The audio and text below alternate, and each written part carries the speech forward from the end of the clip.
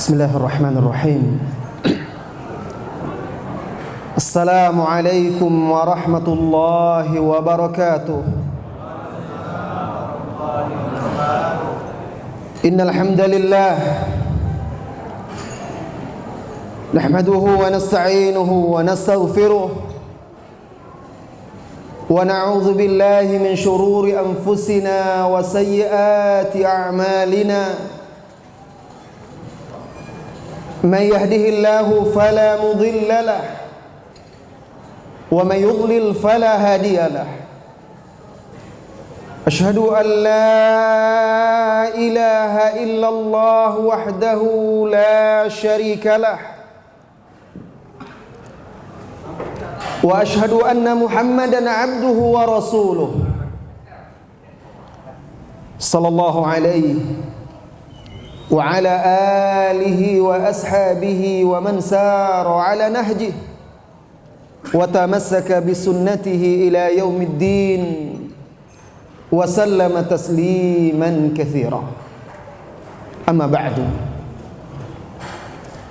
saudara-saudari, Bapak Ibu, kaum muslimin dan muslimat yang semoga senantiasa dirahmati dan diberkahi oleh Allah Tabaraka wa Ta'ala.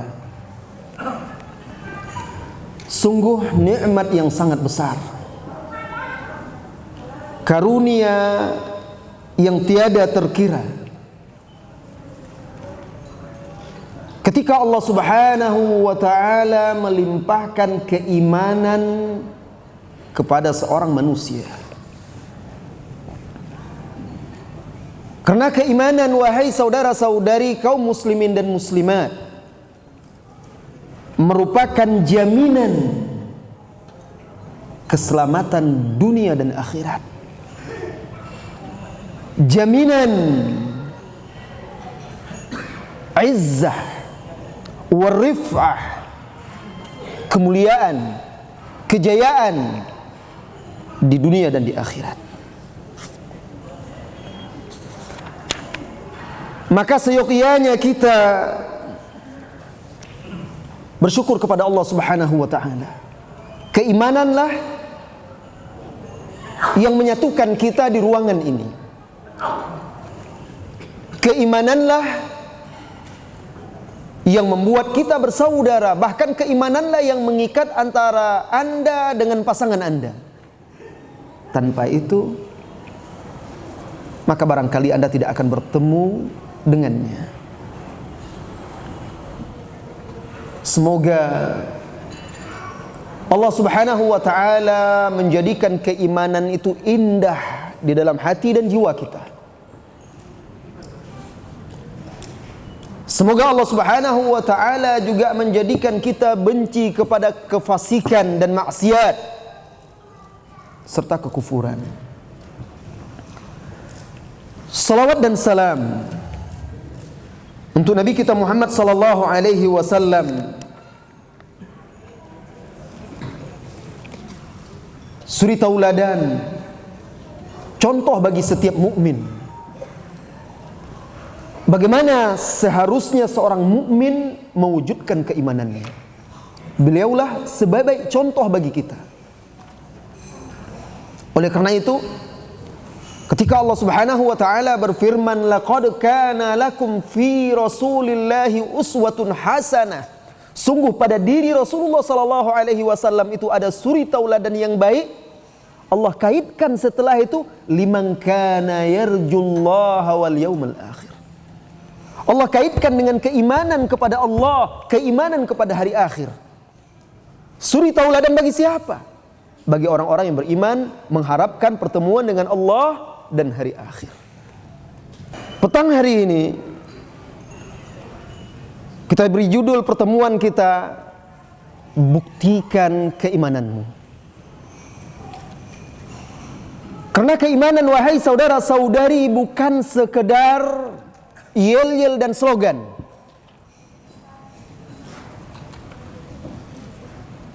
Dia bukan sekedar ucapan di lisan, pengakuan belaka.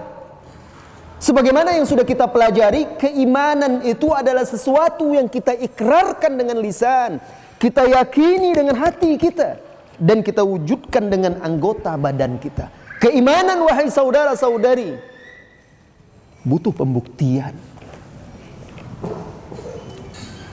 Nah, hari ini kita ingin bakar semangat kita. Bagaimana sebenarnya contoh-contoh dan keteladanan dalam mewujudkan dan membuktikan keimanan kita kepada Allah Subhanahu wa taala. Banyak aspek kehidupan untuk membuktikan keimanan kita. Dengan pembuktian keimanan itulah kita akan merasakan kebahagiaan, nikmat dan indahnya menjadi seorang mukmin. Ibrahim bin Bashar rahimahullahu ta'ala, salah seorang ulama salaf mutaqaddimin, dia bercerita, suatu hari aku pergi bersama Ibrahim bin Adham serta Abu Yusuf Al-Ghasuli dan Abu Abdullah As-Sinjari. Kami pergi menuju kota Iskandaria di Mesir. Ibrahim bin Adham, salah seorang tabi'in yang terkenal, ulama terkenal. Lalu kami berjalan, sampailah kami di sebuah sungai, yaitu Nahrul Urdun, Sungai Urdun. Kami pun duduk beristirahat. Ketika itu Abu Yusuf membawa beberapa potong roti kering. Lalu dia membentangkan roti itu di hadapan kami. Kami pun memakannya, roti kering. Setelah puas makan, fa'akalna wa hamidnallaha. Kami memakan roti tersebut dan memuji Allah Subhanahu wa taala. Lantas kata Ibrahim bin Bashar, aku pun berdiri hendak mengambilkan air minum dari sungai itu untuk Ibrahim bin Adham. Tiba-tiba Ibrahim bin Adham segera berdiri, bergegas masuk ke dalam sungai tersebut, mendahului Ibrahim bin Bashar. Dia berjalan sampai selutut, air selutut. Lalu dengan kedua telapak tangannya dia rengkuh, dia raih air tersebut, kemudian diminumnya. Bismillah. Lalu dia memuji Allah Subhanahu wa taala. Kemudian dia keluar dari sungai, lalu duduk selonjor. Lalu dia berkata kepada temannya Abu Yusuf Al-Ghasuli yang membawa air, wahai Abu Yusuf, kalau seandainya para raja dan anak-anak raja mengetahui kenikmatan, kebahagiaan, kegembiraan yang kita rasakan saat ini, niscaya mereka akan mencambuk kita, merampas kebahagiaan kita ini. Kenapa? Karena banyak orang mencari kebahagiaan salah, mengira kebahagiaan itu ada pada kekuasaan, mengira kebahagiaan itu ada pada harta dan kenikmatan duniawi. Itu fata morgana. Lantas apa kata dia? Pastilah mereka akan cemburu kepada kita melihat kenikmatan hidup yang kita rasakan dan sedikitnya beban, letih, lelah dunia yang kita tanggung. Ibrahim bin Bashar berkata kepada Ibrahim bin Adham, ya Aba Ishaq, wahai Abu Ishaq, mereka orang-orang tersebut, para penguasa, para raja, orang-orang kaya tersebut, talabul qaum ar-rahah wan na'im. Mereka mencari rehat, ketenangan, ketentraman, kedamaian, kenikmatan, kebahagiaan. Fa akhta'ut tariq al-mustaqim. Tetapi mereka salah, menyimpang dari jalan yang lurus. Salah menempuh jalan yang semestinya. Maka tersenyum Ibrahim bin Adham dan dia berkata, dari mana engkau mendapatkan untai kata yang indah ini? Apa maksudnya? Yang membuat salafus saleh dahulu merasakan kebahagiaan dan kehidupan mereka yang sederhana yang ada di dalam hati mereka. Keyakinan mereka kepada Allah Subhanahu wa taala, keimanan mereka. Ini menunjukkan betapa pentingnya keimanan tersebut dan merupakan nikmat yang sangat besar yang barangkali tidak akan Anda dapatkan pada harta Anda yang berlimpah, pada kekuasaan dan banyaknya pengikut, tetapi Anda rasakan ketika Anda seorang diri, saat Anda bersama dengan Allah Azza wa Jalla. Saudara-saudari yang semoga senantiasa dirahmati dan diberkahi oleh Allah Subhanahu wa taala. Saya dan Anda semua, kita semua mustahil mendapatkan kehidupan yang baik tanpa mewujudkan keimanan. Karena Allah Subhanahu wa taala memberikan syarat. Di dalam firman-Nya di surah An-Nahl ayat 97, "Man amila salihan min dzakarin aw untha wa huwa mu'min." Barang siapa yang beramal soleh, alhamdulillah, kita sholat, alhamdulillah, Anda bersedekah, Anda berinfak, Anda berbuat baik, Anda membaca Al-Quran, Anda berzikir, Anda berdoa, ibadah, amal soleh.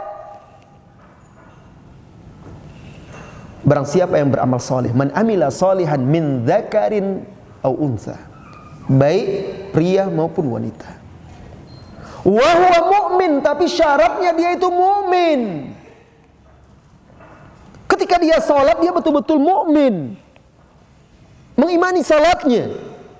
Begitu seterusnya, wa huwa mu'min, falanuhyiyannahu. Lihat penekanan-penekanan yang ada di ayat ini. Barang siapa yang beramal soleh, pria ataupun wanita tanpa terkecuali, dan dia itu mukmin, falanuhyiyannahu, maka pasti, sungguh, lam taukid di sini, falanuhyiyannahum ditambah lagi dengan nun taukid di akhirnya, pasti akan kami berikan mereka kehidupan hayatan thayyibah, kehidupan yang baik.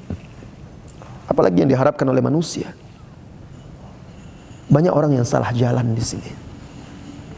Falanuhyiyannahu hayatan thayyibah wa lanajziyannahum, dan akan kami beri balasan bagi mereka ajrahum, dengan pahala, bi ahsani ma kanu ya'malun, dengan sesuatu yang lebih baik dari apa yang telah mereka perbuat. Maka keimanan butuh pembuktian.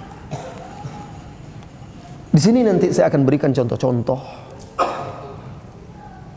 bagaimana dahulu salafus saleh mewujudkan keimanannya. Tentu banyak sekali, kita akan pilih aspek-aspek dalam kehidupan kita, bagaimana kita membuktikan keimanan kita. Kita mulai. Yang pertama, bagaimana kita membuktikan keimanan kita dalam kecintaan kita kepada Allah dan Rasul-Nya sallallahu alaihi wasallam. Saudaraku, kita bukan Abu Bakar As-Siddiq radhiyallahu anhu yang mendampingi Rasulullah sallallahu alaihi wasallam ketika hijrah, yang menginfakkan semua hartanya untuk agama Allah. Tidak. Kita bukan Umar radhiyallahu anhu yang menjadi pembeda antara hak dan batil, yang kata-katanya banyak disetujui oleh wahyu. Kita bukan Utsman yang dermawan dengan hartanya. Kita bukan pula Ali bin Abi Thalib, menantu Rasulullah sallallahu alaihi wasallam.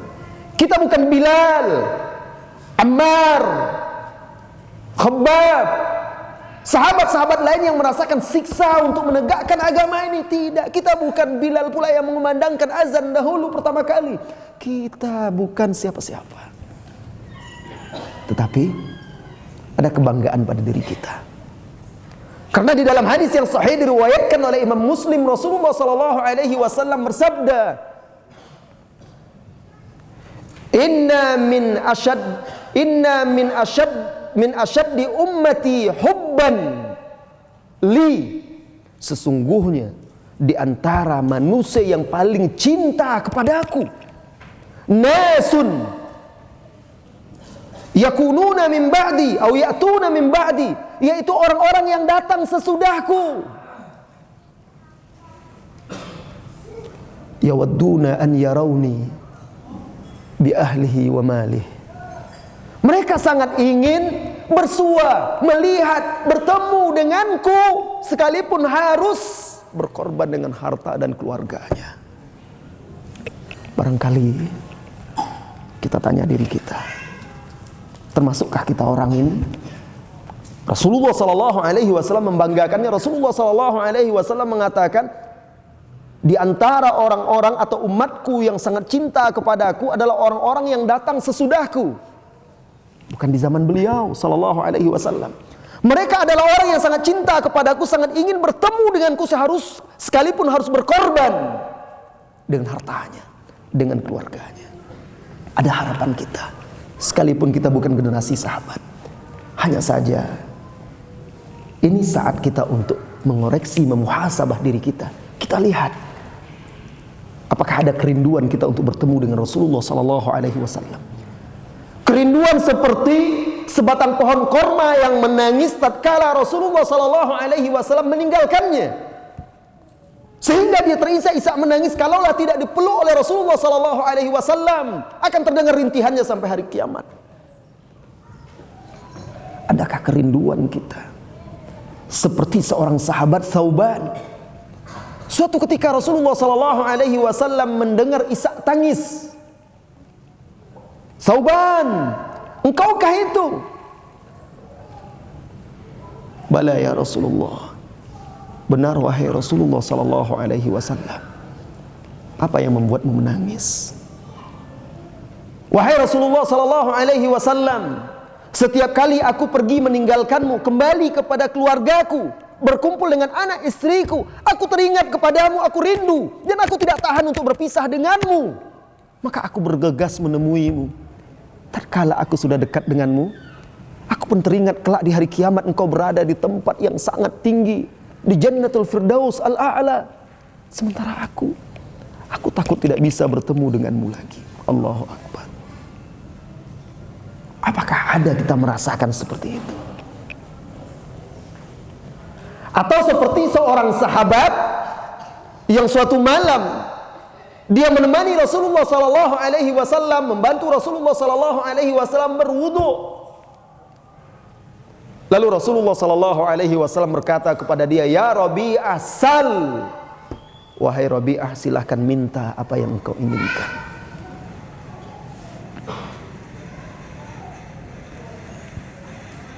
Rasulullah Sallallahu Alaihi Wasallam doanya pasti dikabulkan oleh Allah Subhanahu Wa Taala. Sekarang diberi kesempatan, minta apa saja. Adakah yang lebih indah dalam kehidupan ini selain berkumpul dengan orang yang kita cintai? Siapa lagi manusia yang kita cintai melebihi Rasulullah Sallallahu Alaihi Wasallam?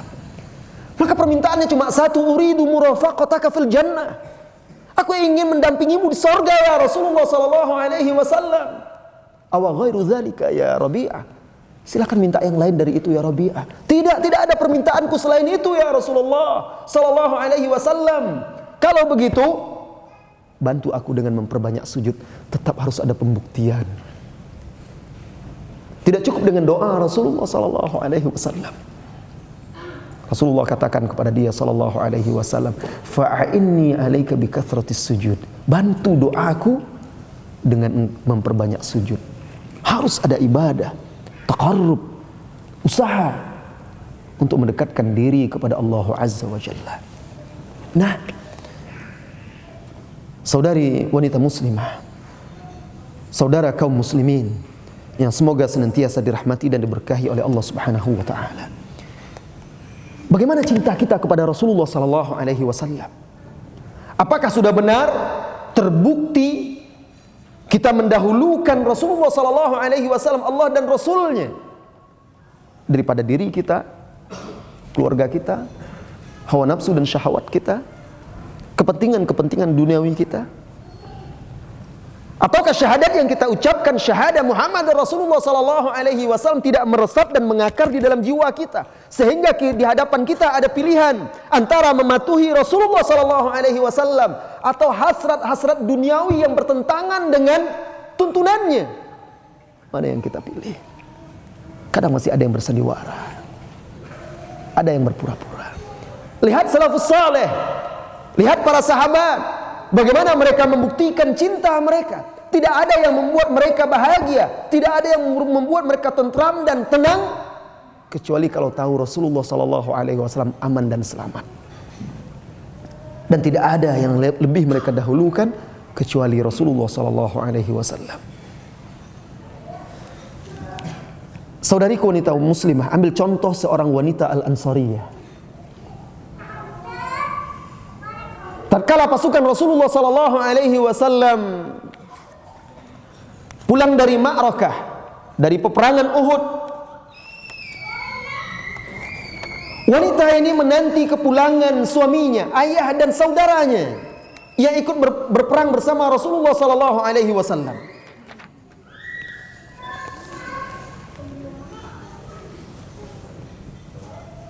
Lantas dilihatnya pasukan berjalan di hadapannya.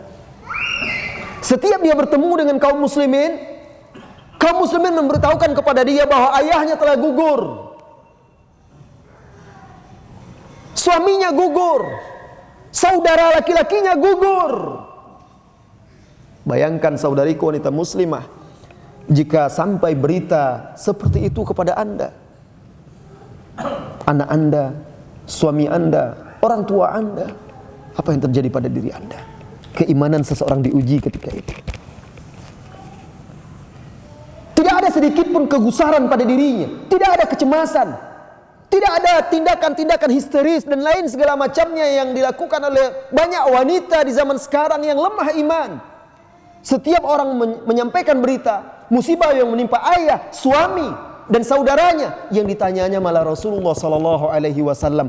Bagaimana ma fa'ala Rasulullah sallallahu alaihi wasallam? Bagaimana dengan Rasulullah sallallahu alaihi wasallam? Karena kalau suaminya selamat, Rasulullah tidak selamat, apa gunanya? Kalau ayahnya selamat, kalau Rasulullah tidak selamat, kalau saudaranya selamat, Rasulullah tidak selamat, untuk apa? Karena cinta kepada Rasulullah sallallahu alaihi wasallam harus melebihi cinta kita sekalipun terhadap orang tua dan orang yang paling kita cintai. Kemudian orang-orang pun mengatakan bahwa Rasulullah sallallahu alaihi wasallam dalam keadaan baik. Rasulullah selamat. Apakah itu cukup membuat dia tenang? Tidak.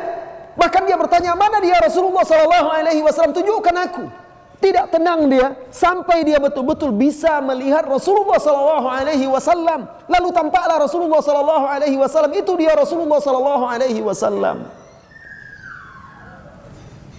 Ketika itu dia berkata, segala musibah terasa ringan setelah melihatmu selamat, wahai Rasulullah sallallahu alaihi wasallam. Lihat, bagi mereka musibah terbesar adalah musibah yang menimpa Rasulullah sallallahu alaihi wasallam. Berapa banyak sekarang musibah menimpa ajaran, tuntunan, petunjuk, sunnah Rasulullah sallallahu alaihi wasallam. Ada kita merasa sedih, ada kita merasakan itu adalah musibah yang besar yang membuat kita berduka. Keimanan.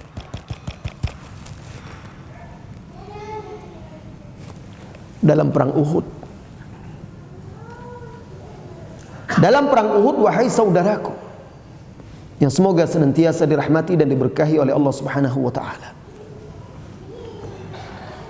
Rasulullah sallallahu alaihi wasallam memerintahkan salah seorang sahabat mencari sahabat Sa'ad bin Mu'adz. Carikan Sa'ad. Pergi sahabat ini mencari Sa'ad radhiyallahu anhu.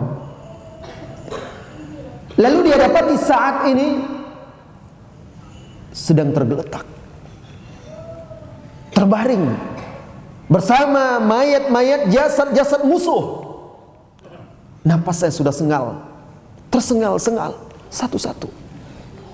Maka sahabat yang mencari ini berkata kepada dia, ya Sa'ad, sesungguhnya Rasulullah sallallahu alaihi wasallam mengucapkan salam kepadamu dan menanyakan bagaimana keadaanmu.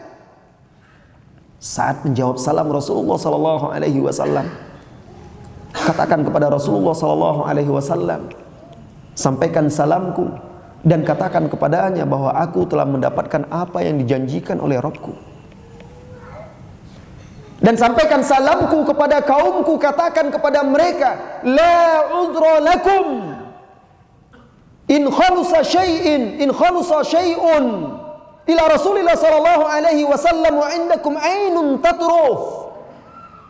Sampaikan kepada kaumku, tidak ada uzur, tidak ada alasan kalian jika Rasulullah sallallahu alaihi wasallam tersakiti sedikit pun sementara mata kalian masih berkedip. Allahu Akbar. Dia tidak rela. Selagi hidup, selagi masih bisa berkedip mata ini, dia tidak akan rela Rasulullah sallallahu alaihi wasallam tersakiti. Keimanan tadi, seorang mukmin wajib memiliki itu.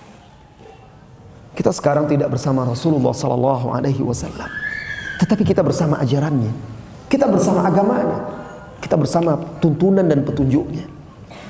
Maka harus ada di dalam jiwa kita, keyakinan kita, ada perasaan kita bahwa kita tidak rela selama masih berkedip mata ini, selama masih hidup sebagai umatnya, tidak rela kita ajarannya, agamanya dilecehkan, dirusak, direndahkan. Saudara-saudari kaum muslimin dan muslimat, ini contoh bagaimana mereka dahulu membuktikan cinta mereka kepada Rasulullah sallallahu alaihi wasallam. Dan itu mustahil dilakukan kecuali oleh seorang mukmin yang betul-betul mengakar keimanannya di dalam jiwanya. Bidang lain pembuktian keimanan. Kalau tadi bagaimana mencintai Rasulullah, pembuktian keimanan dalam mencintai Allah dan Rasulnya.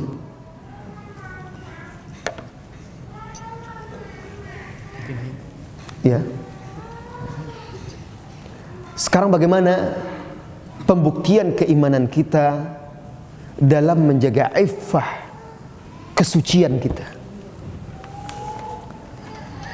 Saudara-saudari kaum muslimin dan muslimat,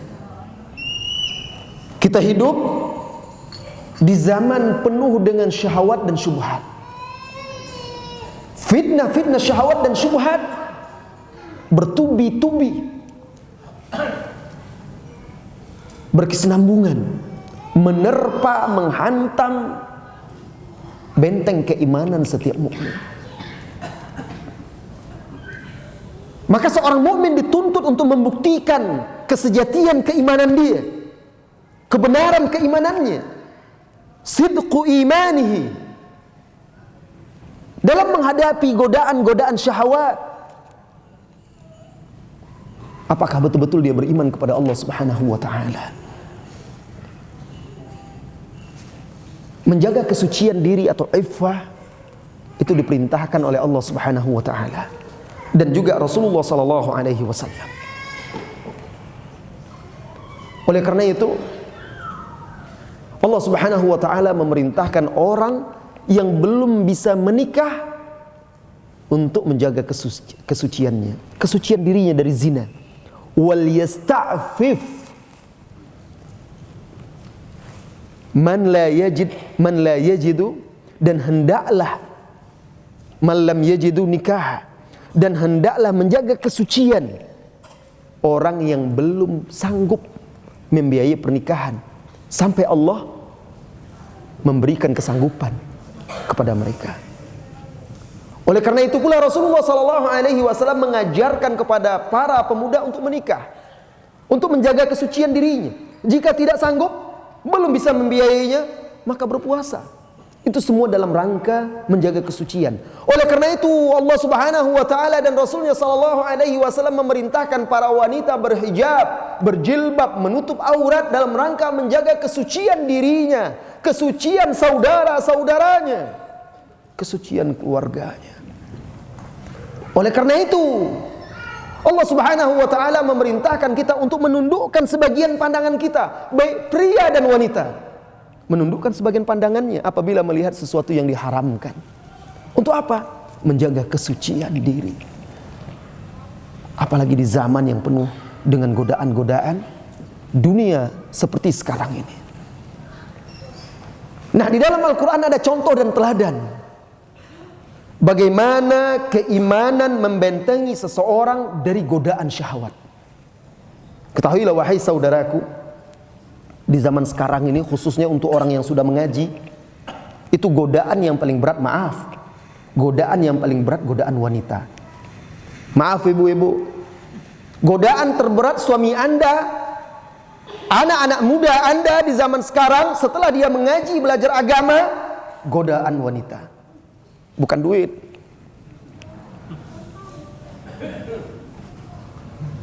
Iya. Kalau sudah bicara seperti itu langsung semangatnya masalah godaan wanita ini.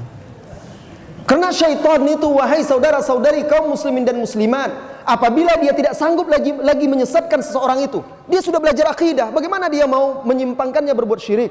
Jazakallah khair. Dia rajin salat, bagaimana menyimpangkannya supaya tidak salat? Dia rajin bermajelis ilmu, akhirnya dia datang dari pintu syahwat. Inna syaitan, kata salah seorang ulama, idza ya'isa minal abdi atahu min qibalin nisa. Syaitan itu apabila dia putus asa untuk menyesatkan seseorang, maka dia akan masuk dari pintu wanita. Hati-hati. Oleh karena itu pula lah orang yang bisa menjaga kesucian dirinya dari godaan wanita mendapat kedudukan yang tinggi di sisi Allah. Begitu juga wanita yang bisa menjaga kesucian dirinya dari godaan pria. Tetapi kenapa nas-nas Al-Quran, nas-nas Nabawiyah lebih menekankan pria yang digoda oleh wanita? Karena realitanya wanita itu adalah fitnah terbesar yang menimpa umat Rasulullah SAW, dan fitnah yang paling berbahaya bagi kaum pria. Harta, barangkali Anda bisa menahan selera Anda untuk tidak membeli pakaian, mobil. Tetapi bagaimana dengan godaan wanita? Oleh karena itu orang yang bisa menjaga dirinya kelak dinaungi oleh Allah Subhanahu wa taala di hari kiamat, di yaumul mahsyar. Bukankah di dalam hadis Bukhari dan Muslim Rasulullah sallallahu alaihi wasallam bersabda, sab'atun yuzilluhumullah tahta zillih yauma la zilla illa zilluh. Ada 7 golongan yang kelak di hari kiamat, di yaumil mahsyar, ketika matahari didekatkan kepada kepala manusia, mereka mendapat naungan. Di hari tidak ada naungan kecuali naungan Allah. Salah satunya, wahai saudara-saudariku, syabun, seorang pemuda. Seorang pemuda yang digoda oleh seorang wanita yang memiliki kecantikan. Lalu dia berkata, aku takut kepada Allah. Kami yang bapak-bapak gimana Ustaz? Di sini rata-rata udah bapak-bapak semua. Di zaman sekarang fitnah wanita itu tidak anak muda saja, yang bapak-bapak bahkan kadang lebih parah pula lagi. Iya. Kalau syahwat itu tidak kenal tua muda. Di dalam Al-Quran ada contoh. Contoh ini, contoh seorang pemuda yang rela menahan derita dirinya daripada tergoda oleh fitnah wanita. Yusuf alaihissalam, Nabi yang mulia, yang diberikan separuh dari ketampanan. Suami Anda tampan, Bu? Belum seberapa. Saya ceritakan, Bu. Saya pernah baca ada sebuah kitab judulnya Al-Jamal fil Islam, ketampanan di dalam Islam. Bercerita tentang ketampanan. Dirangkum dari tulisan para ulama, di antaranya Syekhul Islam Ibnu Taimiyah dan juga muridnya Ibnu Qayyim Al-Jauziyah. Semoga Allah merahmati keduanya. Diceritakan di situ, di antara orang-orang yang tampan adalah Dihya bin Khalifah Al-Kalbi radhiyallahu anhu, sahabat yang mulia. Jibril alaihi salam kalau dia menemui Rasulullah sallallahu alaihi wasallam menjelma dalam wujud manusia, sering menjelma dalam wujud Dihya. Dihya ini tampan. Bu, tahu tampannya Dihya, Bu? Dihya ini, Bu, diceritakan di situ saking tampannya kalau wanita hamil melihat wajahnya terperanjat langsung gugur. La ilaha illallah. Bagaimana tampannya itu? Langsung keguguran, terperanjat melihat tampannya. Makanya Umar ibn Khattab radhiyallahu anhu ketika Umar menjadi khalifah, diperintahkannya dihya pakai cadar. Karena takut banyak wanita terfitnah, disuruh pakai cadar. Ketika dihya pakai cadar, matanya menggoda orang yang melihatnya, saking indahnya. La ilaha illallah. Akhirnya diasingkan oleh Umar ibn Khattab radhiyallahu anhu. Diasingkan di tempat terpencil. Tidak boleh di Madinah, agar wanita-wanita tidak terfitnah. Itu sahabat. Nabi Yusuf jauh lebih tampan daripada itu, karena seorang nabi. Rasulullah SAW mengatakan diberi separuh dari ketampanan. Jadi hati-hati ibu, yang terfitnah itu bukan pria saja, wanita juga bisa terfitnah. Pria terfitnah karena kecantikan, wanita terfitnah oleh ketampanan pria. Nah, Yusuf alaihi salam ketika itu dia hanyalah seorang budak. Bayangkan, budak. Belia, masih muda. Lagi segar-segarnya, Bu. Seorang pemuda. Dia seorang budak. Dan tuannya, istri Al-Aziz, gubernur Mesir itu, pejabat itu, kalau kata orang sekarang jablay, Bu. Ya, begitu riwayatnya. Kebutuhan biologis dia tidak terpenuhi dari suaminya. Lalu dilihatnya, budak yang dipeliharanya dari kecil ini sekarang tumbuh besar menjadi seorang pemuda yang tampan, gagah. Dia terfitnah oleh syahwat, oleh nafsu. Akhirnya dia cari kesempatan untuk menggoda Yusuf alaihi salam. Suatu ketika suaminya tidak di rumah. Makanya hati-hati kalau membawa pria yang bukan mahram, Pak. Ke rumah, nyari sopir jangan yang ganteng-ganteng. Nyari tukang kebun juga, jangan yang lebih tampan daripada Anda. Anda juga saudariku, minta pembantu jangan yang cantik-cantik, yang muda-muda. Ini bukan mahram, bahaya. Ketika suaminya tidak di rumah, dia tergoda oleh bujuk rayu syaitan. Dia tutup pintu, semuanya, jendela. Dan dia bersolek dengan perhiasan yang sempurna. Istri pejabat, cantik, kaya, punya kekuasaan. Sementara ini hanyalah budaknya, tidak punya apa-apa, tidak punya daya. Lalu mulailah dia menggoda pemuda ini. Seperti sebagian wanita-wanita sekarang menggoda suami-suami Anda melalui barangkali SMS, di Facebooknya, di Twitternya, di WA-WA-nya. Hati-hati. Ini pembuktian, kita dituntut untuk membuktikan keimanan kita. Baru digoda, dipuji-puji sama akhwat di Facebook saja langsung GR. Wah, tergoda, terbawa hanyut. Nah, baru mendengar curhatan seorang istri orang lain saja sudah wah seperti pahlawan, bangga, tergoda pula. Ini dalam ruangan, ini dalam ruangan terkunci semuanya, nggak ada yang tahu. Dan dia adalah budak, artinya harus melakukan apapun yang diperintahkan oleh majikannya, tidak berkuasa apa-apa. Mulailah dia membuka, menampakkan perhiasan dirinya. Lalu dia berkata, "Hai Talak, wahai Yusuf, kemari mendekat kepadaku." Godaan wanita. Tetapi Yusuf alaihissalam memiliki keimanan yang sangat tegar, seperti batu karang yang tidak goyah oleh terjangan gelombang-gelombang syahwat dan hawa nafsu. Beliau alaihissalam berkata, "Ma'adzallah, innahu rabbi ahsana mathway." Aku berlindung kepada Allah. Sesungguhnya dia adalah Tuhanku, Rabbku, sebaik-baik tempat perlindunganku. Innahu la yuflihudz zalimun. Tidak akan beruntung orang-orang yang zalim. Perbuatanmu ini zalim, seolah-olah dia mengingatkan tuannya. Ini tidak boleh. Allahu Akbar.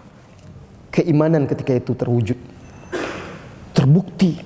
keimanannya kepada Allah Subhanahu wa taala. Tidak ada yang melihatnya, tidak ada yang tahu. Barangkali orang-orang yang otaknya seperti otak-otak orang yang sudah digerogoti oleh syahwat, hawa nafsu di zaman sekarang akan berkata, kalau seandainya dia dalam kondisi seperti itu, kondisi darurat,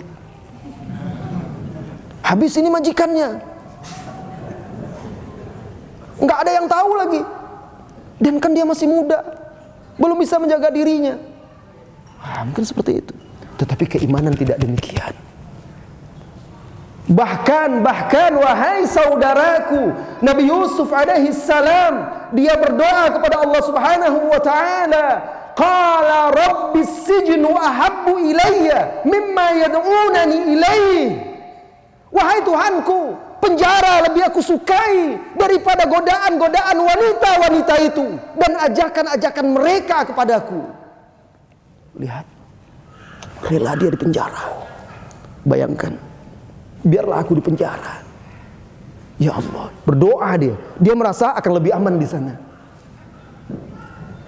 Bagaimana seseorang itu mempertahankan keimanannya? Di sini juga bisa kita ambil pelajaran, wahai saudaraku. Rajin mengaji, walaupun jenggot Anda panjang, celana Anda cingkrang, walaupun Anda memakai cadar, itu tidak jaminan kalau Anda tidak punya hubungan dengan Allah Subhanahu wa taala. Lihat dia meminta kepada Allah, meminta tolong agar dijauhi dari fitnah-fitnah itu. Ya Allah, penjara lebih aku sukai daripada godaan-godaan mereka. Ini banyak rumah tangga yang retak, banyak suami istri yang akhirnya hubungannya tidak harmonis, menjadi hambar, kering kerontang disebabkan oleh fitnah-fitnah wanita maupun pria yang merusak rumah tangga mereka. Maka wajib kita wujudkan keimanan ketika datang godaan-godaan itu. Lihatlah wahai saudara-saudariku kaum muslimin dan muslimat, kisah 3 orang yang terkurung di dalam gua di zaman Bani Israel. Itu diriwayatkan oleh Al-Imam Al-Bukhari. Ketika mereka terkurung di dalam gua tersebut, lalu mereka berusaha mendorong batu-batuan yang menimbun pintu gua itu, tidak berhasil. Lalu mereka berkata, tidak akan ada yang menyelamatkan kita kecuali salah seorang dari kita berdoa kepada Allah dengan amal soleh terbaiknya. Dan salah satu dari 3 orang itu, dia berdoa kepada Allah. Dia ceritakan, dia sampaikan keluh kesahnya kepada Allah. Apa? Dulu dia punya sepupu, anak pamannya perempuan. Anak pamannya ini sedang terpepet, butuh bantuan harta, uang. Lalu datanglah kepada dia meminta bantuan itu. Dan dia bantu dengan syarat dia mau tidur bersama dia. Saya akan bantu, tapi engkau serahkan dirimu untukku. Syaitan. Karena wanita ini barangkali bingung, dia sudah tidak tahu lagi apa yang harus dilakukan. Akhirnya dia pasrah, menyerahkan dirinya. Lalu di hadis tersebut diceritakan ketika laki-laki ini hampir saja berzina dengan wanita ini, dia lihat wanita itu menangis. Lalu dia tanya, kenapa engkau menangis? Apakah aku memaksamu? Lalu dia mengatakan, dia ingatkan, wanita itu mengingatkan sepupunya ini, jangan engkau merusak kesucian itu tanpa sesuatu yang halal. Lalu dia ingatkan kepada Allah, sadarlah pria itu. Teringat dia kepada Allah Subhanahu wa taala ketika itu. Di tengah terpaan badai syahwat itu, ternyata nyala keimanan dia tidak padam, masih ada.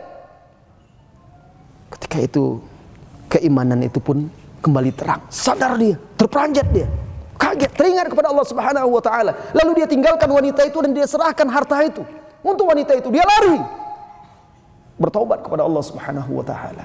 Subhanallah, selamat dia dari zina itu, dari dosa besar itu. Akhirnya terjaga kesucian diri dia. Dan karena doanya itu pula terbuka pintu itu.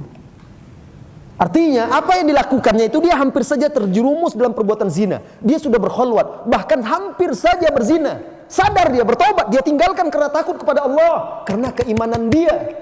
Allah nilai itu sebagai amal soleh dia. Ketika dia berdoa, Allah bukakan pintu gua itu. Keimanan.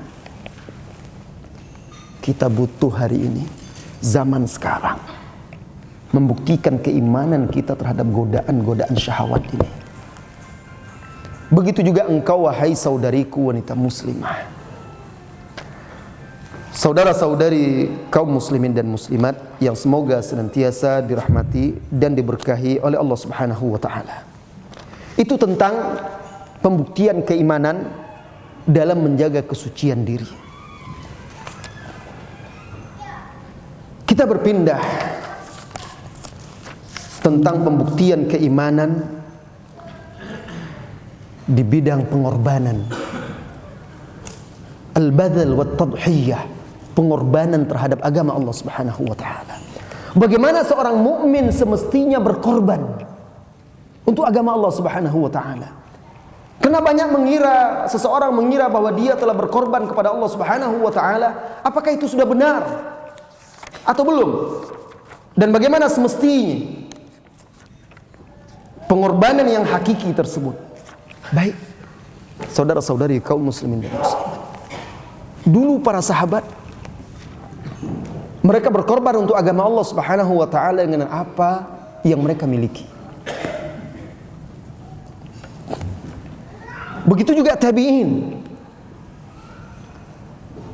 Bahkan ketika kumandang jihad, suatu ketika dipanggil, diserukan, lalu ada salah seorang ulama mengumpulkan kaum muslimin, lalu membakar semangat mereka untuk ikut berkorban dan berjuang bagi agama Allah Subhanahu wa taala.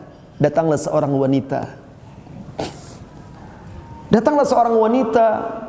Lalu dia berkata kepada orang saleh tadi, "Wahai fulan, aku tidak memiliki apa-apa yang bisa aku korbankan untuk agama Allah ini di jalan Allah kecuali kepang rambutku ini."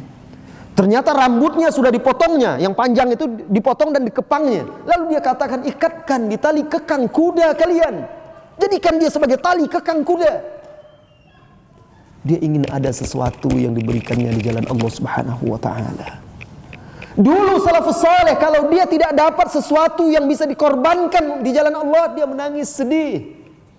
Seperti di surah Taubah diceritakan oleh Allah Subhanahu wa taala dalam Ghazwat Tabuk. Sebagian sahabat yang miskin, yang tidak punya apa-apa, lalu meminta kepada Rasulullah sallallahu alaihi wasallam, "Ya Rasulullah, bawa kami berjuang bersamamu." Rasulullah pun dengan sedih berkata, "Aku tidak bisa untuk membawa kalian karena aku juga tidak punya apa-apa." Lalu mereka pergi meninggalkan Rasulullah dan mata mereka bercucur air mata, menangis, sedih. Kenapa? Tidak dapat sesuatu yang bisa mereka infakkan di jalan Allah. Pengorbanan di jalan Allah tidak mesti harus dengan harta. Dengan apa saja bisa. Kita ambil contoh di sini, kisah yang luar biasa dan menakjubkan. Kisah pengorbanan Nabi Ibrahim yang memiliki makna-makna yang sangat dalam, apalagi kita sebagai orang tua di zaman sekarang. Nabi Ibrahim alaihissalam setelah sekian lama dia berumah tangga tak kunjung mendapatkan anak, sampai akhirnya Allah anugerahkan kepada dia seorang putra. Datanglah putra yang tercinta ini, Ismail alaihissalam. Belahan hatinya, belahan jantungnya, buah hati belahan jantungnya. Anak itu tumbuh besar bersama dia sehingga menjadi seorang remaja. Apa kata Allah Subhanahu wa taala? "Falamma balagha ma'ahu as-sa'ya." Di surah As-Saffat, "Qala ya bunayya inni ara fil manam anni azbahuk fanzur madza tara." Tatkala anak itu mulai tumbuh besar menjadi remaja, Ibrahim bermimpi. Allah memerintahkan dia dalam mimpi tersebut untuk menyembelih putranya. Mimpi seorang nabi adalah hak, adalah wahyu, itu adalah perintah. Bayangkan, sekian lama dia menanti anak, yang melanjutkan estafet dakwah dia, keturunan dia. Sekarang Allah perintahkan untuk menyembelihnya. Allahu Akbar. Menyembelih Pak, Bu, bukan suruh pergi jauh-jauh masuk pesantren, tidak. Udah masuk pesantren dia sedihnya minta ampun. Setiap hari dikunjungi, ditelepon, padahal peraturannya nggak boleh. Kenapa? Untuk anak itu juga. Uminya yang paling nggak tahan ini. Banyak alasan dan banyak cara, sehingga anaknya akhirnya juga nggak kerasan, tidak siap untuk berkorban. Tidak siap untuk berkorban dengan anaknya agar belajar agama. Tidak siap anaknya itu tumbuh besar di masjid, di halakoh-halakoh, belajar agama, belajar Al-Quran. Ini disuruh sembelih, Bu. Maka keesokan harinya dipanggilnya anaknya ini. Buah jatuh tidak akan jauh dari pohonnya. Dari seorang yang soleh akan lahir anak yang soleh juga. Nah, dipanggilnya anaknya, wahai Ananda, aku bermimpi dalam tidurku bahwa aku menyembelihmu. Bagaimana menurutmu? Bagaimana pendapatmu? Apa kata sang anak yang masih remaja ini? Dengan penuh keimanan, keyakinan dia berkata kepada ayahnya, qala ya abati fa'al ma tu'mar. Wahai ayahku, lakukan apa yang diperintahkan kepadamu. Ini perintah Allah.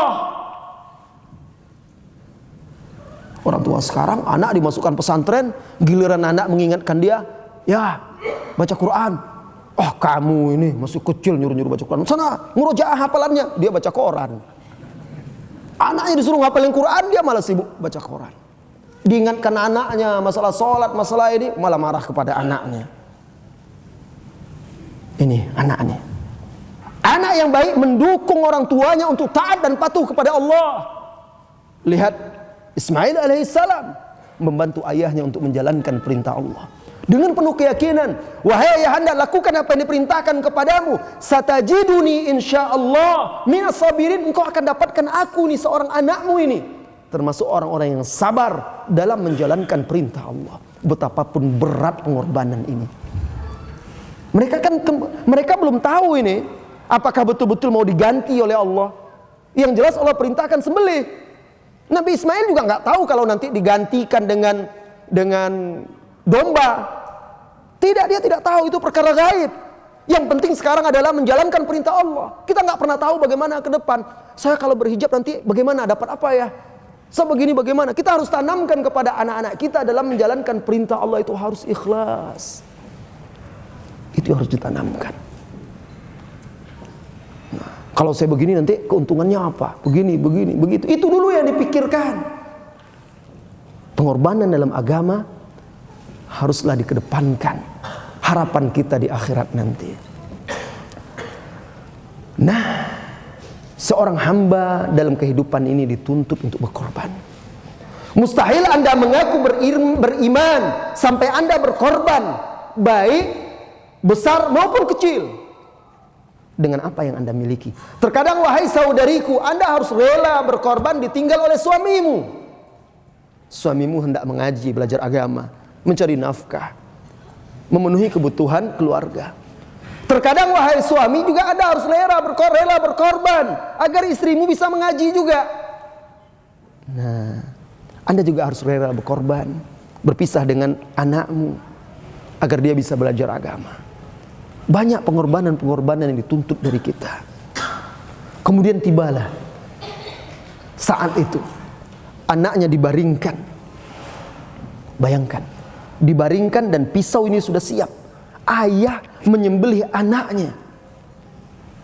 Bagaimana ini?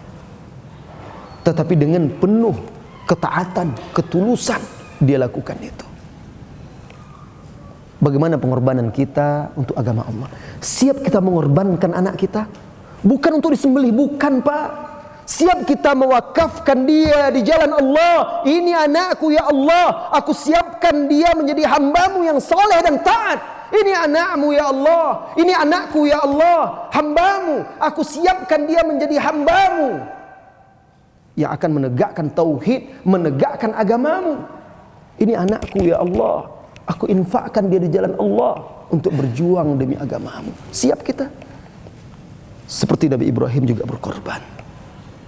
Dan seperti ulama-ulama dahulu, juga berkorban. Seperti ibu-ibu dahulu, ibunya Imam Malik, ibu Imam Syafi'i sampai menjual rumah untuk menyekolahkan anaknya. Ketika Imam Syafi'i hendak belajar ke Yaman, dia tidak punya harta. Bapaknya sudah lama meninggal ketika dia masih kecil. Terpaksa ibunya harus menjual rumah satu-satunya yang ada di Mekah, sampai ibunya menumpang di rumah keluarganya yang lain untuk membiayai Imam Syafi'i belajar pergi ke Yaman waktu itu. Berkorban kita. Siapkah kita berkorban? Bahkan mengorbankan diri kita seperti para sahabat dahulu, mengorbankan diri mereka untuk agama Allah Subhanahu wa taala. Dalam perang Uhud, Thalha radhiyallahu anhu ketika satu persatu, ketika itu Rasulullah sallallahu alaihi wasallam terkepung oleh pasukan musuh. Kaum muslimin kocar-kacir karena 50 orang pemanah yang diperintahkan di bukit di Jabal Rumah untuk menghadang pasukan musyrikin yang memutar dari belakang, mereka sudah habis karena mereka melanggar perintah Rasulullah sallallahu alaihi wasallam. Tinggal 10 orang lagi. Apa daya 10 orang pemanah itu menghadapi 100 pasukan berkuda yang dipimpin oleh Khalid bin Walid yang belum Islam ketika itu. Habis semuanya, gugur. Maka dari depan, dari belakang diserang. Rasulullah sallallahu alaihi wasallam terpojok, diburu oleh kaum musyrikin. Rasulullah berkata ketika melihat orang-orang musyrikin menyerbunya, siapa yang menghadang mereka, maka baginya surga. Thalha berkata, "Ana ya Rasulullah." Tetap di tempatmu wahai Thalha. Maka berdiri salah seorang sahabat Ansar, lalu berperang, gugur, dan begitu seterusnya sampai 7 orang lebih. Lalu akhirnya Thalha bin Abdullah melindungi Rasulullah sallallahu alaihi wasallam. Pedang, panah, tombak mengarah kepada tubuh Rasulullah sallallahu alaihi wasallam, dia hadang dengan diri dia. Sampai puluhan luka di tubuhnya, sampai dia menghadang panah yang mengarah kepada Rasulullah dengan tangannya, sampai putus jari jemarinya. Dan dia terus menggendong Rasulullah sallallahu alaihi wasallam, membawa Rasulullah mundur ke arah gunung Uhud, sampai akhirnya dia tidak kuat lagi dan pingsan. Abu Bakar, Umar, kalau teringat perang Uhud, maka mereka berkata, itu adalah harinya Thalha, itu adalah harinya Thalha. Karena pengorbanannya. Kita belum dituntut seperti itu. Kita dituntut mau meluangkan waktu kita, kesehatan kita, kekuatan kita, harta kita, pikiran kita, apa yang kita bisa untuk agama Allah Subhanahu wa ta'ala ini. Saudara-saudari kaum muslimin dan muslimat yang semoga senantiasa dirahmati dan diberkahi oleh Allah Subhanahu wa ta'ala. Di akhir zaman ini, selain fitnah syahwat, syubhat, juga bertubi-tubi bagaikan badai menghantam benteng-benteng keimanan mukmin. Kalau syahwat menjerumuskan seorang mukmin ke dalam maksiat, maka syubhat menjerumuskan mereka di lembah kesesatan. Apabila seseorang tidak memiliki sabat, kekuatan, al-quwwah was-sabat dalam memegang akidahnya, keimanannya, maka di zaman sekarang akan mudah dia goyah.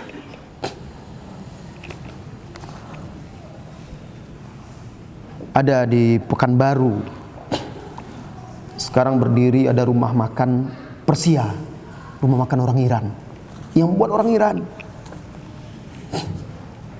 Kok bisa? Ternyata dia katanya, setelah kita selidiki dengan kawan-kawan, dia menikah dengan wanita asli sana.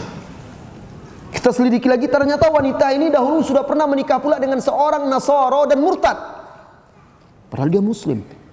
Di sana, di negeri Melayu sana, aib dan jarang sekali terdengar seorang Melayu di sana murtad. Aneh kan? Ini murtad keluar agama, dahulu menjadi Nasara, sekarang pindah ke Syiah. Dan menjadi pintu bagi orang tersebut membuka usaha di sana. Kenapa? Tidak memiliki akidah yang membentengi dirinya. Baru-baru ini juga tertangkap juga di sana, di Singapura, 2 orang pemuda dari Riau, dari Pekanbaru. Ternyata mau bergabung dengan daulah katanya. Di Suriah sana tertangkap. dideportasi pulang.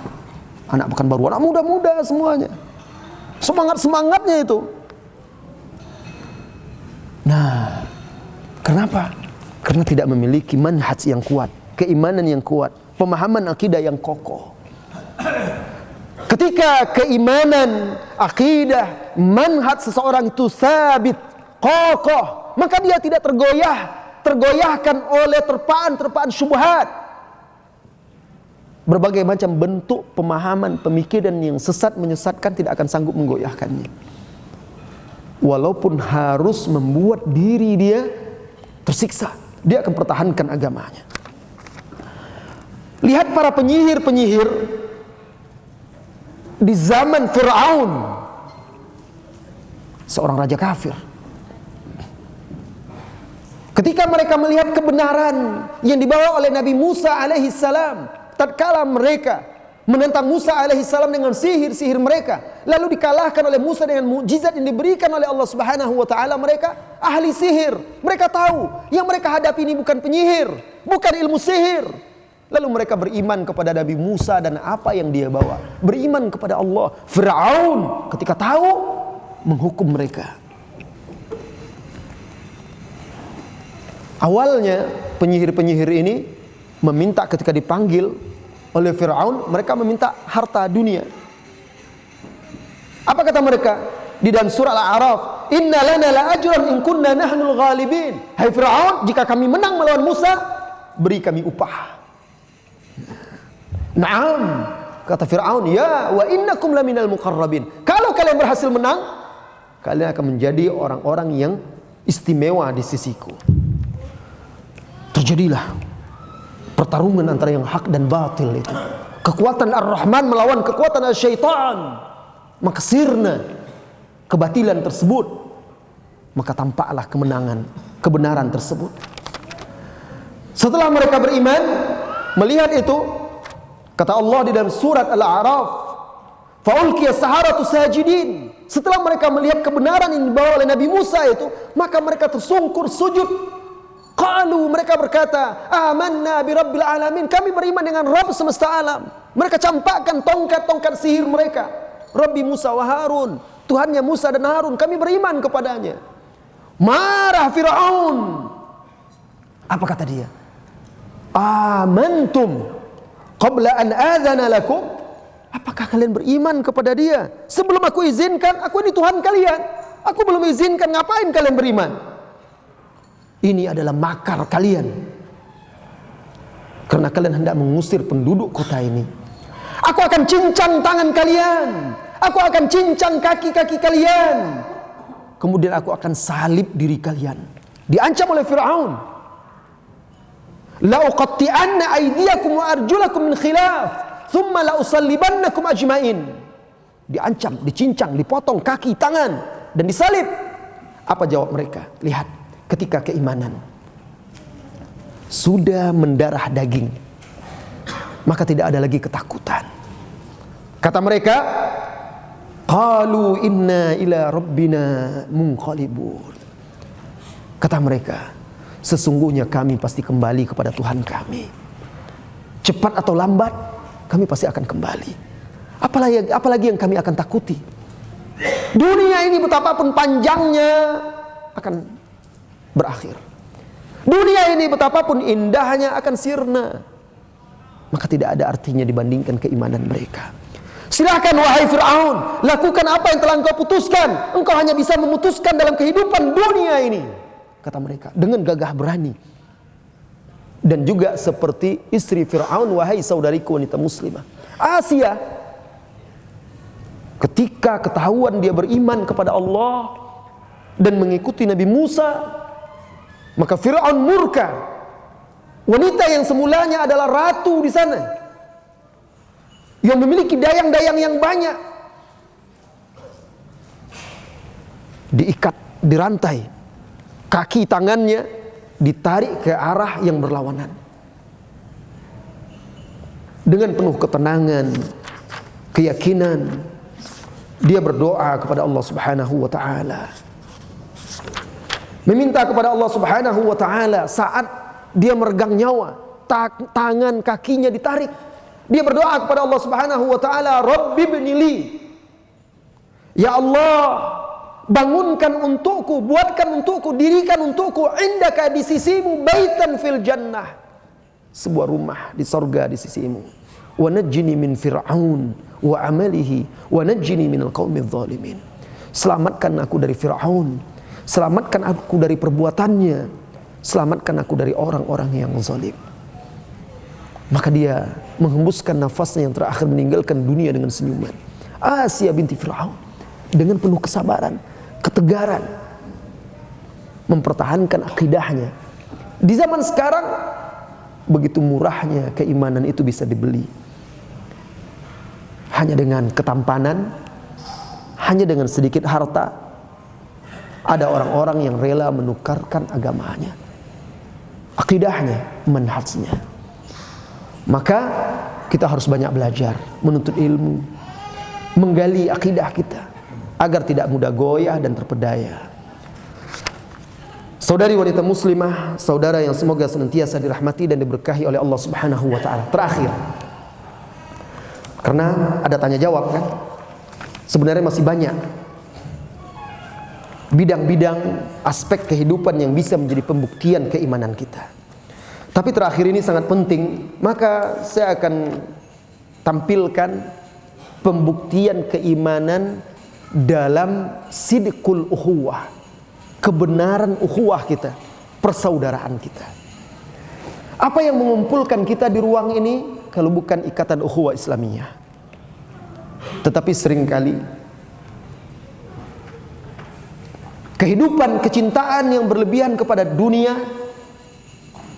membuat seseorang mudah berpecah belah, mendendam iri hati dan dengki kepada saudarinya atau kepada saudaranya.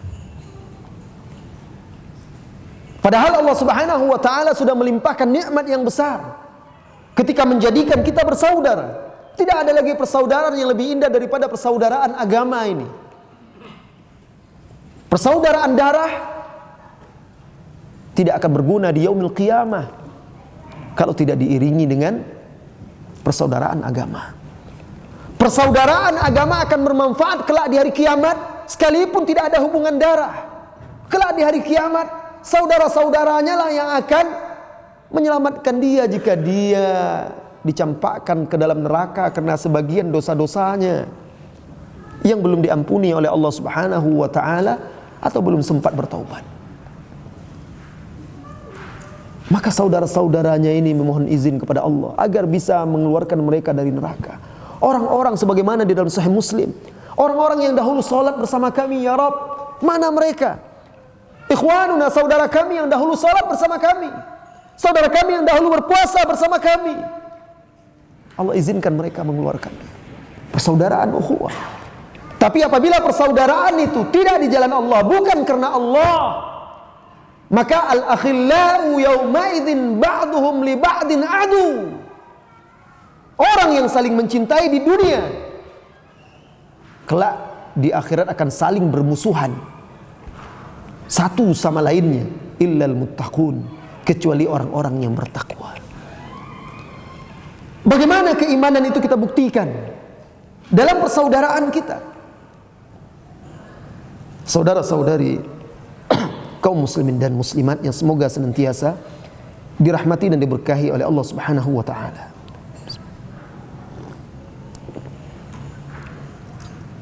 Suatu hari, pahit kopinya, belum dikasih gula. Kalau saya ngasih gula habis waktunya nanti. Suatu hari Abu Bakar dan Umar radhiyallahu anhuma, perhatikan Abu Bakar dan Umar, ini bukan sembarang orang, manusia-manusia terbaik setelah Rasulullah sallallahu alaihi wasallam. Mereka berselisih, bertengkar. Jadi bagaimana? Jadi saudaraku, kalau seandainya Abu Bakar dan Umar berselisih, maka sudah wajar kalau di antara kita pun ada perselisihan. Saya bisa saja berselisih dengan saudara saya ini, tidak sepaham. Barangkali terlontar dari saya kata-kata yang melukai hatinya. Saya tidak lebih baik daripada Abu Bakar, Anda pun tidak lebih baik daripada Umar. Jadi kita jangan ketika melihat kawan kita sudah ngaji kok seperti itu, ya dia manusia kok. Wah, masa ngaji paling depan, tapi kok kayak gitu sama saudaranya? Loh, memangnya dia malaikat? Kalau sudah ngaji bersih dari dosa, hatinya sempurna. Ini Abu Bakar dan Umar bertengkar. Lalu Abu Bakar radhiyallahu anhu melontarkan kata-kata kepada Umar yang membuat Umar tersinggung. Tersinggung Umar. Tapi Abu Bakar segera menyadari bahwa dia keliru melontarkan kata-kata tadi kepada Umar. Karena keliru, dia segera memburu Umar, minta maaf kepada Umar, tapi Umar terlanjur marah. Pergi Umar meninggalkan dia, dikejar oleh Abu Bakar. Umar masuk rumahnya, ditutupnya pintu, dibantingnya, pak. Abu Bakar terdiam di luar. Umar dipanggil-panggil tidak menyahut lagi. Bayangkan ini dua sahabat ini bertengkar, berselisih. Jadi jangan langsung melihat saudara kita ada yang berselisih, bertengkar, kita langsung memandang buruk dia. Enggak, dia kan manusia. Kita berbaik sangka kepada dia. Nah, karena Abu Bakar ketika memanggil-manggil Umar, Umar tidak menyahut juga, pintu ditutup. Abu Bakar takut, dia telah membuat saudaranya tersinggung. Nah, segera dia menemui Rasulullah sallallahu alaihi wasallam. Ingin mengadu kepada Rasulullah sallallahu alaihi wasallam, minta solusi. Umar rupanya di dalam itu, sekalipun dia marah, dia menutup pintu, dia berpikir. Kemudian dia pun menyadari tidak pantas dia melakukan itu kepada Abu Bakar As-Siddiq radhiyallahu anhu. Tidak pantas. Dia sadar siapa itu Abu Bakar. Maka segera dia keluar, dia cari Abu Bakar, pergi ke rumah Abu Bakar, ditanyanya, mana ayah kalian? Tidak ada, dicarinya, dia takut. Lihat, kadang kita bertengkar. Kadang saya membuatmu tersinggung, wahai saudaraku. Kata-kataku melukaimu, wahai saudariku. Tetapi sebagai seorang mukmin, kalau kita bersalah terhadap saudara kita, cepat kita sadar. Lalu meminta maaf, bukan kehinaan. Abu Bakar meminta maaf, dia tetap orang yang paling mulia setelah Rasulullah sallallahu alaihi wasallam. Nah, Umar bergegas mencarinya, lalu bertemu di majelis Rasulullah sallallahu alaihi wasallam. Ketika itu Umar sudah takut. Rasulullah sallallahu alaihi wasallam menanyakan kepada dia, "Ada apa engkau dengan Abu Bakar?" Nah, lalu mereka ceritakanlah apa yang terjadi. Kemudian Rasulullah sallallahu alaihi wasallam mengatakan, "Tidakkah kalian ridho kepada Abu Bakar sebagaimana aku ridho kepadanya?" Lalu Rasulullah mengingatkan jangan ada lagi seseorang yang menyakiti Abu Bakar setelah itu. Pelajaran yang kita petik, bagaimana dua orang sahabat ini ketika mereka bertengkar cepat menyadari kesalahan, lalu membuka pintu maaf, tidak mendendam, tidak menyimpannya. Apalagi kalau kesalahan itu hanyalah masalah dunia. Lihat, ketika itu sahabat berkumpul nih. Ada beberapa orang sahabat berkumpul, mereka berbicara. Di sana ada Bilal, di sana ada Abu Hurairah, di sana ada Abu Dzar, di sana juga ada Abdurrahman bin Auf dan lain-lainnya. Abu Dzar Al-Ghifari radhiyallahu anhu melontarkan pendapat. Lalu pendapatnya dibantah, disanggah oleh Bilal. Biasa kita cerita kadang ngumpul-ngumpul. Tapi Abu Dzar memiliki tipikal cepat marah. Orang kan macam-macam. Langsung dia marah. Emosi. Manusia. Abu Dzar radhiyallahu anhu berkata kepada Bilal, "Hatta anta ya ibnas sauda." Engkau juga, wahai anak wanita hitam. Wah. Menyalahkan aku pula. Siapa engkau? Kok menyalahkan aku pula? Menyalahkan pendapatku. Bilal yang tersinggung berdiri. Dia merasa izzah, kemuliaan dia terlecehkan. Dia seorang mukmin sama seperti yang lainnya. Kenapa diperlakukan seperti itu? Maka dia berdiri, lalu dia berkata, "La arfa'anna hadza ila Nabi sallallahu alaihi wasallam." Saya akan sampaikan ini. Masalah ini saya akan angkat kepada Nabi sallallahu alaihi wasallam. Langsung dia pergi. Bergegas meninggalkan majelis itu menemui Nabi sallallahu alaihi wasallam. Abu Dzar tersadar dia telah keliru besar terhadap sahabatnya ini. Bergegas disusulnya. Tapi Bilal sudah duluan sampai di tempat Rasulullah sallallahu alaihi wasallam dan sudah dia ceritakan kejadian itu. Kisah ini ada di Bukhari, Muslim dan lain-lainnya. Sampai datang Abu Dzar, dia mengucapkan salam. Apa kata sahabat Anas radhiyallahu anhu? Sepertinya Rasulullah saking marahnya tidak menjawab salamnya. Diam saja Rasulullah sallallahu alaihi wasallam. Nampak dari raut wajahnya Abu Dzar semakin takut. Lalu Rasulullah sallallahu alaihi wasallam berkata, "A'ayyartahu bi ummi?" Apakah engkau mencela dengan menyebut-nyebut ibunya, menjelek-jelekkan ibunya? Innaka mru'un fikal jahiliyah. Engkau ini masih ada juga sifat-sifat jahiliyah pada dirimu. Rasulullah tegur. Abu Dzar langsung luruh. Langsung dia memohon, "Ya Rasulullah, istaghfir li ya Rasulullah, ya Rasulullah, mohonkan ampunan kepada Allah untukku." Takut dia. Jadi seorang saudara itu yang paling dia takuti itu kelak di hari kiamat, karena dia sudah menyakiti saudaranya. Di dunia bisa saja dia menang. Kalau dia putus hubungan bisa saja saudaranya itu tersisih. Dia punya kekuatan, dia punya teman, akhirnya saudaranya itu tersisih. Tapi di akhirat keadilan akan ditampakkan. Akhirnya Abu Dzar mencari Bilal yang juga sudah pergi. Dikejarnya Bilal, dipegangnya kaki Bilal, ditempelkannya pipinya di tanah. Dia ingin minta maaf kepada Bilal. "Wahai Bilal, engkaulah yang mulia, akulah yang hina. Injak pipiku ini, aku tidak akan berdiri sebelum engkau menginjaknya." Karena dia ingin menebus kesalahannya tadi.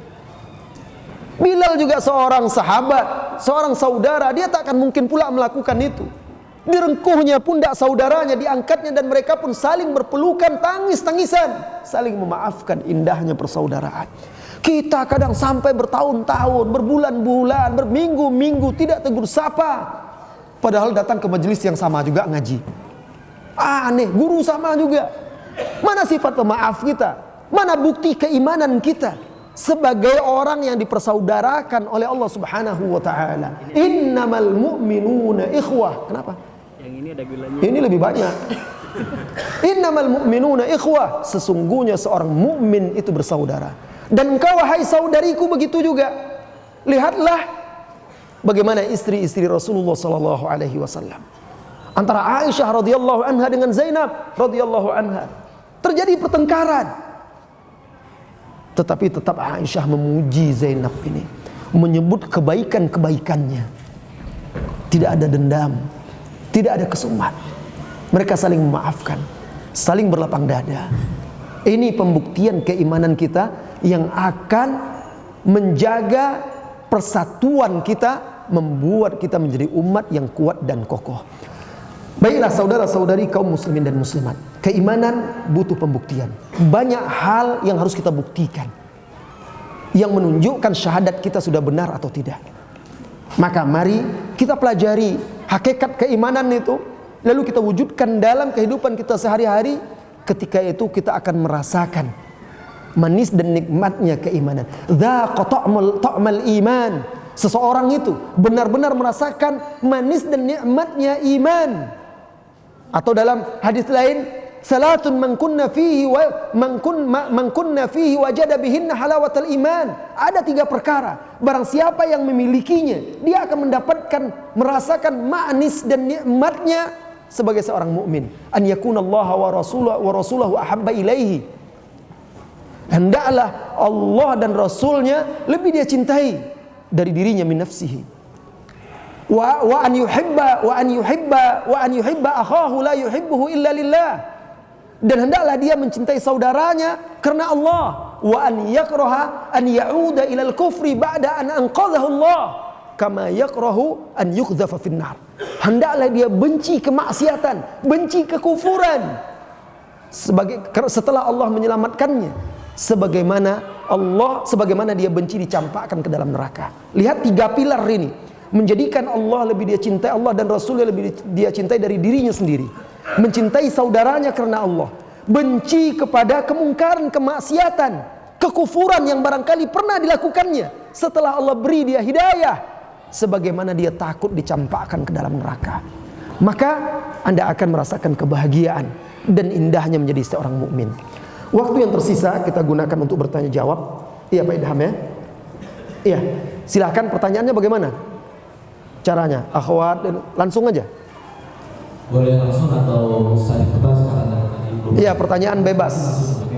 Silakan, boleh langsung, boleh di kertas. Mau nanya tentang fitnah wanita juga silakan Pak.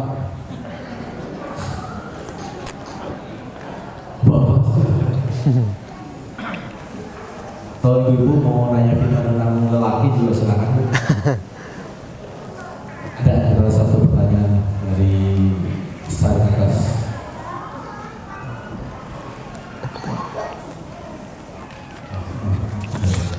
Nanti kita Sampai jam berapa? 10 menit dari sekarang. 10 menit dari sekarang. Ya, Ustaz. Gimana menjawabnya ini? Banyak juga kita berkesimpang satu. Ustaz, berikan contoh dalam kehidupan sehari-hari bahwa kita lebih cinta Rasulullah SAW daripada yang lain. Syukran. Afwan. Jika Anda wanita muslimah, misalnya, maka sebagai contoh, ketika ketika Rasulullah SAW menetapkan bahwa Anda tidak boleh safar dalam jarak safar kecuali dengan mahram, misalnya. Nah ini kan perintah Rasulullah SAW, la yusafiranna imra'atun masirata yawm wa laylah illa wa ma'aha dhi mahram. Tidak boleh seorang wanita melakukan safar jarak tempuh sehari semalam, bahkan dalam riwayat lain masirata yawm, dalam jarak tempuh sehari, kecuali bersama mahram. Nah, sekarang di hadapan Anda ada hadis Rasulullah SAW. Mana yang Anda dahulukan? Mematuhi dia, mentaati dia karena cinta menuntut kita taat dan patuh, atau kita berpura-pura tidak pernah belajar dan tidak pernah mendengarnya lalu kita langgar? Ini contoh. Atau misalnya masalah khalwat, ketemu di jalan sama teman lama, dia udah ngaji juga, akhirnya makan berdua misalnya, pergi ke restoran. Loh, mana yang Anda dahulukan ini? Allah dan Rasulnya atau siapa? Atau dalam nafkah, jika Anda suami yang mencari nafkah, mana yang Anda dahulukan? Allah dan Rasulnya ataukah riba yang menjanjikan dengan semu? Nah, iyalah orang udah beli mobil semua yang baru keluar ini. Mobil saya masih tahun 97. Udahlah nggak apa-apa, ambil kredit dulu, ada bunganya. Kan nggak ada yang tahu, hanya kita-kita saja dengan istrinya yang nanda tangani. Udah diam aja, nggak usah cerita kepada teman-teman. Mana yang lebih dia cintai ini? Mobil terbaru ataukah Allah dan Rasulnya Sallallahu Alaihi Wasallam? Begitu juga ketika seseorang dihadapkan kepada maksiat. Anda seorang diri, ada godaan-godaan, tidak ada yang melihat. Siapa yang Anda dahulukan, Allah dan Rasulnya atau hawa nafsu Anda? Allahu a'lam bissawab.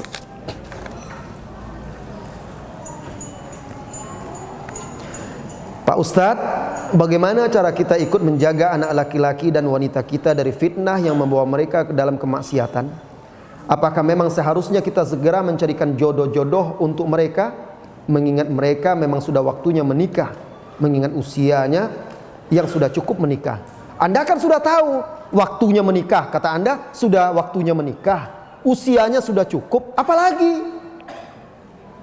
Jawabannya sudah ada pada diri Anda, wahai saudara-saudariku. Jika anak Anda sudah siap, sudah saatnya menikah, sudah pantas, maka jangan ditunda-tunda lagi. Akan terjadi fitnah yang besar. Jangan sampai anak Anda tergelincir dalam dosa dan maksiat, Anda ikut berperan dalam itu.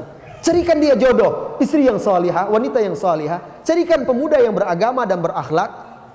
Perkenalkan mereka dalam suasana yang syar'i, lalu ikat mereka dengan ikatan yang diberkahi dan diridhoi oleh Allah, agar kedua hati mereka bersatu dalam keberkahan Allah, bukan dalam kemaksiatan yang semu.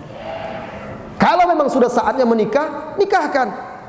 Pekerjaan mereka gajinya masih sedikit, itu kan ketika mereka sendiri gajinya sedikit. Kalau sudah berdua, insya Allah Allah tambahkan rezekinya. Allah janjikan. Kalau ternyata setelah menikah masih susah mereka, bantu. Ada orang tua, walaupun sudah menikah dia tetap anak Anda, bantu dia. Nah, Anda akan dapat pahala, Anda akan bahagia, anak Anda selamat dari maksiat dan dosa. Besok buat kajian bagus itu, nikahkan para pemuda. Bagus itu.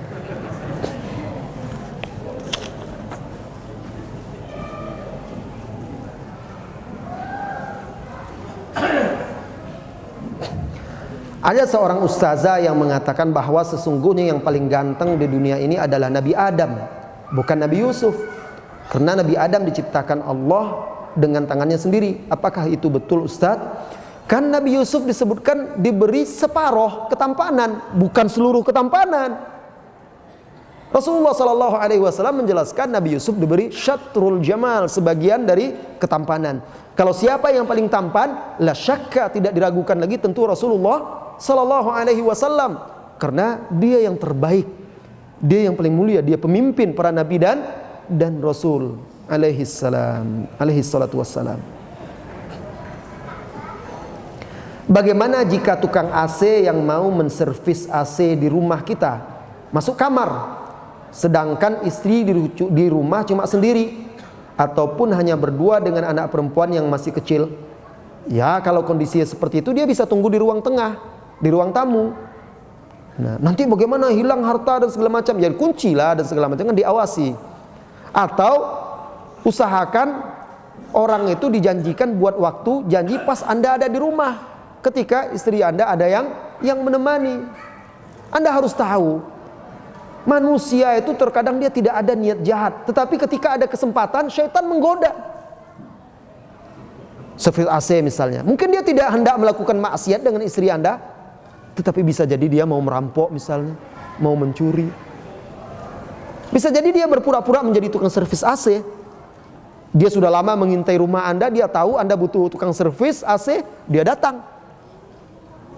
Oleh karena itulah tidak boleh wanita itu berkhulwat dengan laki-laki, karena banyaknya bahaya-bahaya, apalagi di zaman sekarang ini.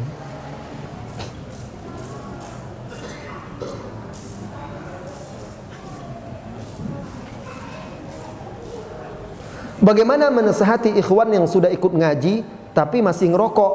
Wah, gini aja, saya tunjukkan caranya. Dia masih ngerokok misalnya, kan Anda kawan dekat dengan dia. Suatu ketika ajak dia undang makan ke rumah Anda, hidangkan dekat WC, hidangkan di depan WC kalau perlu. Ajak dia makan, yuk ngopi di sini, minum, makan. Bu, dia kaget, loh kok di depan WC ini? Nanti cerita gini, maksud saya, ada enggak orang sanggup makan makanan ini, minum kopi, makan kue, roti, nasi dan lain segala macamnya, makan sate sambil buang hajat? Ada enggak? Kalau ada orang, berarti itu sudah diragukan akal sehatnya. Oh iya, kenapa? Karena nasi ini kan makanan yang baik, roti yang halal, yang thayyib, minuman ini juga. Mana ada orang yang berakal sehat mau di WC sambil jongkok makan makanan yang sehat-sehat ini? Tapi tanyakan kepada dia, ada nggak orang yang merokok sambil buang hajat? Paling banyak. Logikanya bagaimana? Ini tandanya kalau makanan yang sehat, yang baik, tidak di situ tempatnya, tapi karena rokok itu khabith, keji, penyakit, tidak menyehatkan, cocok di tempat yang keji juga, tempat-tempat yang najis. Kan itu logikanya. Kan kalau memang itu baik, orang tidak akan mau menempatkan di situ. Nah, kita ajak dia berpikir. Tapi sebenarnya kalau seseorang itu punya keimanan, tidak perlu logika yang macam-macam. Kalau sudah memang tidak boleh sama Allah dan Rasulnya, dia akan tinggalkan, insya Allah. Doakan dia agar mendapat hidayah.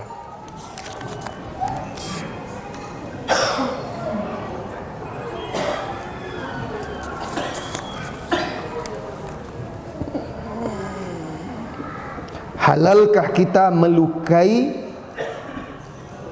seorang pemimpin yang kafir walaupun pemimpin tersebut muslim? Loh, aneh ini pertanyaannya. halalkah kita melukai seorang pemimpin yang kafir walaupun pemimpin tersebut muslim? Apa bisa kafir muslim? Dia kafir sekaligus muslim. Itu mustahil. Itu dua hal yang saling bertentangan. Kalau kafir ya bukan muslim, kalau muslim ya muslim, bukan kafir. Nah, ya, tapi saya jelaskan. Kalaulah kaum muslimin dipimpin oleh seorang kafir misalnya, pemimpin di suatu negeri itu pemimpin tertingginya seorang yang kafir, maka tidak dibolehkan mereka melakukan perlawanan dan menjatuhkan pemimpin itu kecuali mereka memiliki kemampuan. Mereka memiliki kemampuan dan tidak menimbulkan mafsadah, kerusakan yang lebih besar. Kalau tidak punya kekuatan, tidak punya kesanggupan, lalu dia mau melakukan kudeta pula, habis nanti semuanya. Oleh karena itu Rasulullah SAW lihat ketika Bai'atul Aqabah kedua di musim haji itu dihadiri oleh lebih dari 70 orang sahabat Ansar. Mereka bersumpah setia untuk membela Rasulullah SAW hidup dan mati. Selesai berbaiat, mereka berkata, "Ya Rasulullah, jika engkau perintahkan, sekarang kami akan hunus pedang, kami akan tebas orang-orang kafir yang ada di lembah itu, di Mekah itu." Pasukan berani mati ini. Dulu belum ada bom, Pak, baru ada pedang. Tapi mereka siap. "Ya Rasulullah, kalau engkau perintahkan, kami akan bunuh mereka." Apa kata Rasulullah SAW? "Ma umirtu bihadza." Aku tidak diperintahkan melakukan ini karena kondisi mereka lemah ketika itu, tidak punya kekuatan untuk melakukan itu. Kalau mereka lakukan, habis Islam ketika itu. Nah, karena yang memimpin ketika itu orang kafir. Para ulama menjelaskan, baru boleh kaum muslimin melakukan perlawanan kepada pemimpin kalau pemimpin di negeri itu adalah pemimpin yang kafir, kalau mereka punya kemampuan dan kesanggupan dan tidak menimbulkan kerusakan yang lebih besar. Kalau dia pemimpin muslim, tidak boleh kita memberontak, membelot sekalipun dia berbuat zalim. Harus sabar dan banyak-banyak mendoakannya. Bagaimana memperbaikinya? Nasihati dengan baik. Perbaiki diri kita dan masyarakat kita.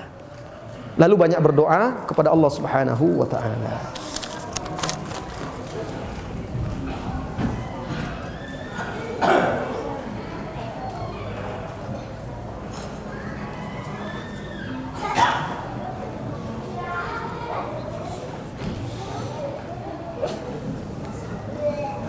Ustaz, begitu besar cinta sahabat kepada Rasulullah sallallahu alaihi wasallam. Tapi bagaimana dengan kita? Maaf ya. Di sini kalimat Rasulullahnya di sini tidak ada salawatnya ditulis. Itu dari saya. Ini masalah cinta kepada Rasulullah sallallahu alaihi wasallam. Kenapa saya ingatkan? Karena ada kaitannya ini. Ustaz, begitu besar cinta sahabat kepada Rasulullah. Saya tambahkan sallallahu alaihi wasallam. Tapi bagaimana dengan kita sebagai umat beliau? Apabila ada yang menyakiti beliau Rasulullah, tidak ada selawat lagi sallallahu alaihi wasallam. Dengan menghujat beliau sallallahu alaihi wasallam, ini baru ada. Apakah kita dibolehkan melakukan tindakan langsung kepada mereka termasuk secara fisik? Syukran. Saudaraku, dulu di zaman Rasulullah sallallahu alaihi wasallam ada orang kafir Yahudi. Ketika Rasulullah sallallahu alaihi wasallam hijrah, Ka'ab bin Ashraf, dia mencela dan menyakiti Rasulullah sallallahu alaihi wasallam dan wanita-wanita muslimah. Lalu Rasulullah sallallahu alaihi wasallam berkata kepada para sahabat, siapa yang berani membunuh dia? Tampillah sahabat Muhammad bin Maslamah. Ana lahu ya Rasulullah sallallahu alaihi wasallam. Saya yang akan menjalankan tugas ini. Akhirnya berhasil dia membunuh orang Yahudi itu. Tapi ingat, Rasulullah yang memerintahkan dan menugaskan, dan Rasulullah sebagai pemimpin. Tidak ada sahabat yang bergerak sendiri-sendiri. Jadi untuk melakukan perlawanan, menyakiti secara fisik, memerangi misalnya, dan lain segala macamnya, kita punya pemimpin, ulatul umur, yang harus kita taati dan kita patuhi. Tetapi pembelaan kita bisa dengan membantah celaan-celaan tersebut menampilkan kemuliaan dan keagungan Rasulullah SAW, menyebarluaskan tentang ajaran dan sunnahnya, menanamkan kecintaan di tengah umat. Karena sekarang aneh kan, kita marah orang menghujat, mencela, membuat kartun yang melecehkan Rasulullah SAW, sementara kita meninggalkan ajarannya. Meninggalkan ajaran juga termasuk merendahkan dan melecehkannya juga. Termasuk tadi berselawat, setiap menyebut namanya, menulis namanya. Disunahkan kita berselawat, salah satu bentuk cinta kita. Yang kecil itu saja kita berat, susah, kepanjangan, berat. Apalagi kita ingin melakukan sesuatu yang besar daripada itu.